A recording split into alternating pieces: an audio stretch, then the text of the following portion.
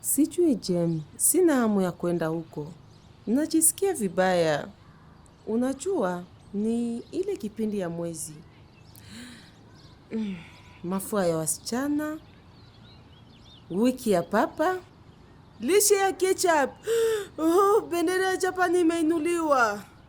Likizo ndogo ya hedhi. Tafadhali Jem. Kodi nyekundu Jem, kodi nyekundu.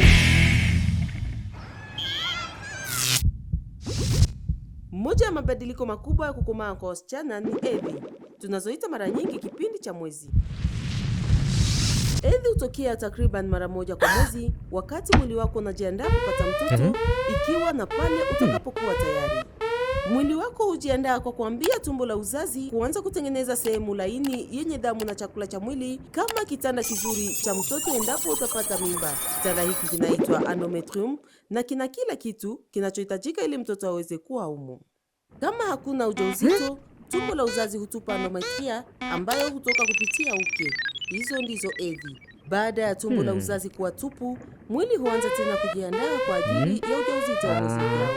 Hedhi huchukua kati ya siku 21 hadi 35 kwa watu wazima na kati ya siku 21 hadi 45 kwa wasichana wadogo, na inaweza kudumu siku 3 hadi 7. Wakati wa hedhi unapoteza chini ya vijiko viwili vya damu, lakini kwa kuwa kuna majimaji mengine pia inaweza kuonekana kama ni mengi.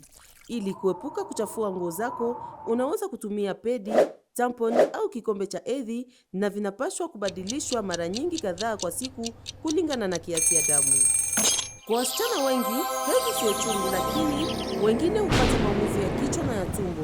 Kufanya mazoezi, kuoga maji ya moto kunaweza kusaidia. Ni kawaida kabisa kuwa na wasiwasi kidogo unapopata hedhi kwa mara ya kwanza, lakini pia ni wakati maalum, kwani mwili wako unafanya kazi kama kawaida. Nimefika haraka nilivyoweza. Kuna nini?